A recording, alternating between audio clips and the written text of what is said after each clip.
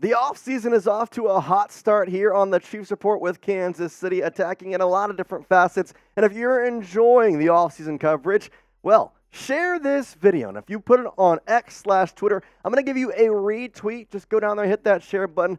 And if you don't have Twitter, hey, share it to your grandma. Share it to Facebook. Share it to Instagram. Share it to anywhere, because I'd certainly appreciate it. I want to grow this community as much as humanly possible. And we got a nice, cool L'Jarius Sneed trade mock draft coming up right here on today's show.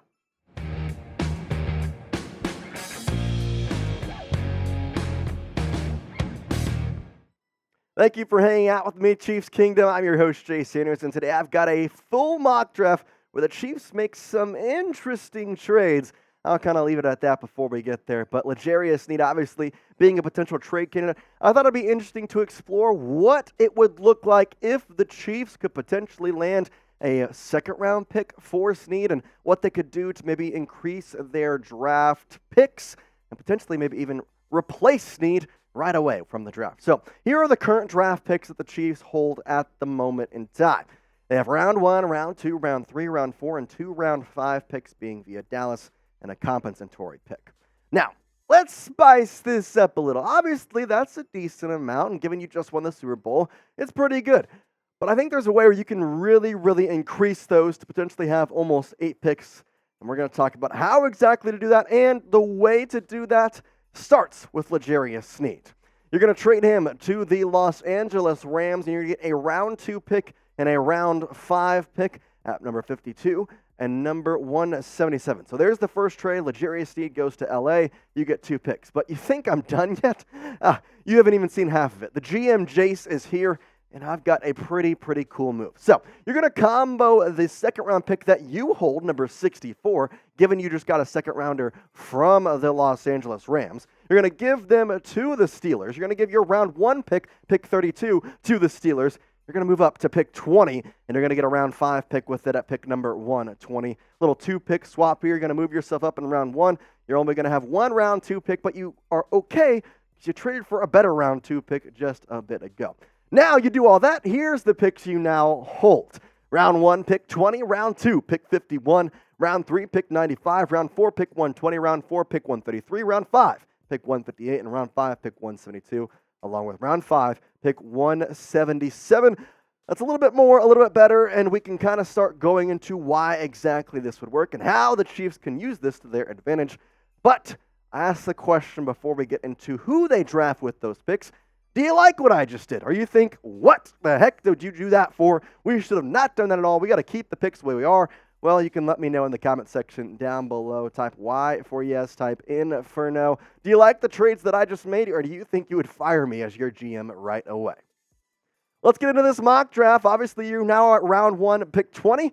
You're going with Kool-Aid McKinstry. You're replacing L'Jarius Sneed right off the bat here at pick 20 with the Steelers. And Sneed, right away, you're getting the replacement for the Chiefs. You'd pair McDuffie with him. Going to be a cool combo. And honestly, Kool-Aid has been one of the guys at Alabama that you have been waiting to go to the NFL draft. This guy, even since his rookie or freshman year back in 2021, has been putting up some great numbers. His passer rating allowed has been below 80 every single year of his career at Alabama, including his amazing 2022 year where he had an interception, a passer rating allowed of 57.9, and a PFF grade at 82.5. But you see that PFF grade even went up this past year, 88.8. This guy may be the top cornerback or one of the top quarterbacks in the NFL draft. And honestly, you pair Trent McDuffie with Kool-Aid, that's just fire all around. Because you think about it. I know we all love Sneed. I'm not going to sit here and say that I don't love Sneed and appreciate what he's done.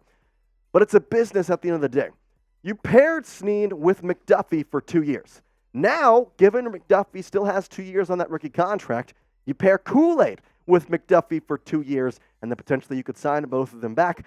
Who knows? That's a long way in advance, but I think this would be an absolute amazing CB combo. And if it doesn't work out, if it ends up breaking down, well, guess what? You got Jalen Watson and Josh Williams, who have also been great in the quarterback facet this year and could jump right in as well with Kool-Aid and McDuffie. All right, you missed out on the wide receiver in the first round, so in round 2, you got a little bit higher. You're going to go with Xavier at round 2, pick 51. Yes, I know you may look at me and say, Jace, another Texas wide receiver? Well, yeah, because the stats this guy is putting up It's pretty insane. Over 1,000 yards this past year, even with A.D. Mitchell by his side, averaging 13.5 per catch and having 5 touchdowns. Now, it's no doubt that A.D. is the better option when you come to the 2 Longhorn receivers, but I still think that Xavier Worthy, honestly, may be a better fit for the Chiefs and a little bit of kind of the way he plays. Funny enough, though, Mel Kiper released his second mock draft, and at pick number 32, he actually had the Chiefs taking Xavier Worthy. Well, right here, I don't know if you realize that. That's not round 1. You get him in round 2 right here. So if you're looking at Mel Kiper, one of the guys who people look at as the draft god on some ways, and every type of draft knowledge, you're going to look to him first. He's saying you want Xavier Worthy in round 1, and you just got him in round 2 here. That'd be pretty good. Would you draft Xavier Worthy with that pick? I want you to let me know in the comment section down below, because I've seen your comments. I know some of you have been typing, we should go get trade for Kool-Aid. Well, guess what? I did that. I know some of you said we should go get Xavier Worthy. Guess what? I just did that. Trust me, I'm listening to your comments. We're looking at it all the time. Type D for draft if you're getting Xavier Worthy. Type P for pass if you're saying no. I don't want him. I want A.D. Mitchell. Keep our picks, or I want somebody else in the wide receiver room. Well, let me know in the comment section down below. But either way, you should want to get on Prize Picks because you can get a $100 deposit match by going to prizepicks.com/CLNS and using code CLNS. Now, the cool thing is Prize Picks, obviously the NFL season is over, but the picks don't stop. They got NBA, NHL, MLB season-long totals are out, PGA and NASCAR. They've got a bunch of amazing things because they're the largest daily fantasy sports platform in North America. And if you're tired of it, you say, no, Jace, I'm only NFL. I want more NFL. Well, they got NFL Combine, a little more or less is right here. I'm going with some 40-yard dash times for Troy Franklin, A.D. Mitchell, and Xavier Worthy. I've got the less on Troy Franklin because I think he's a speed demon. He's going to get less than 4.36 on his 40-yard dash time. A.D. Mitchell's speed is very underrated. I'm going the less on his speed time.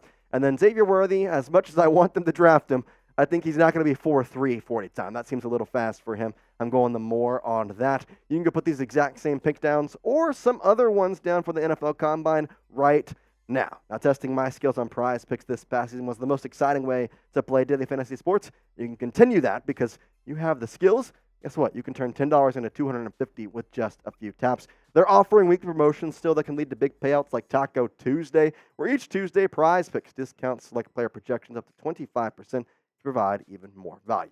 Quick withdrawals, easy gameplay, and an enormous selection of players and stat types where it makes Prize Picks the #1 daily fantasy sports app.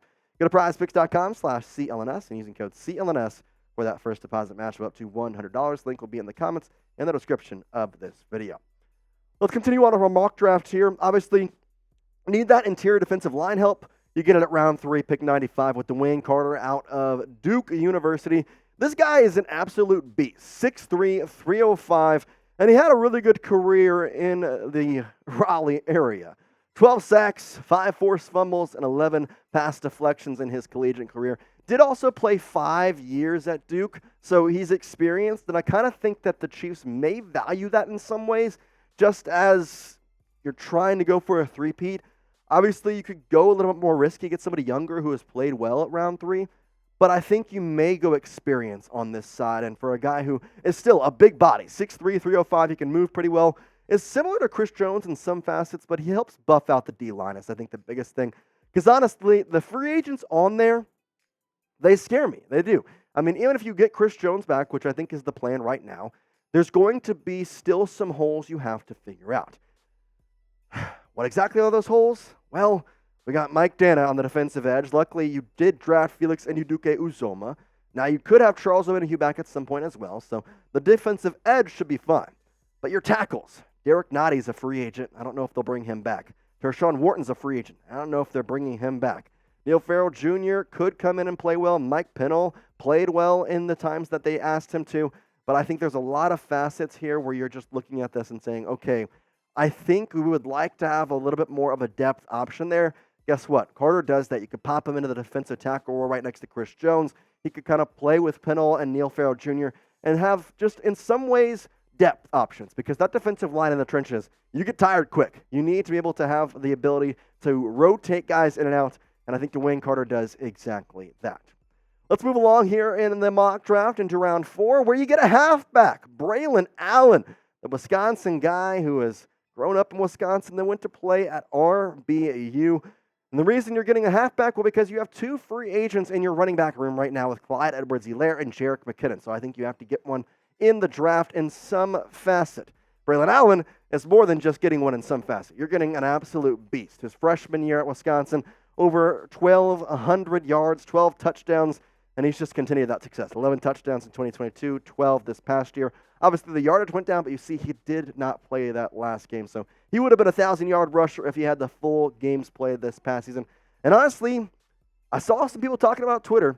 If you pair Isaiah Pacheco with Braelon Allen, I think that may be the most unstoppable running back force in all of the NFL. We saw this past year what the Lions did. They got David Montgomery and then drafted Jahmyr Gibbs, and they were one of the most feared running back rooms in the entire NFL. You could do the same thing right here with Kansas City having Pacheco and Braelon Allen.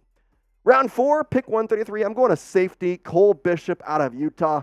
And if you're thinking, Jace, what in the world is this pick? Well, it's safety room depth because ultimately you have Brian Cook, you have Justin Reed, Shamari Connor played well. But what about Mike Edwards? Well, we don't know if they're going to keep him or if they're going to let him walk in free agency. This is a depth option to where if he does walk away, you have somebody to kind of help fill that hole.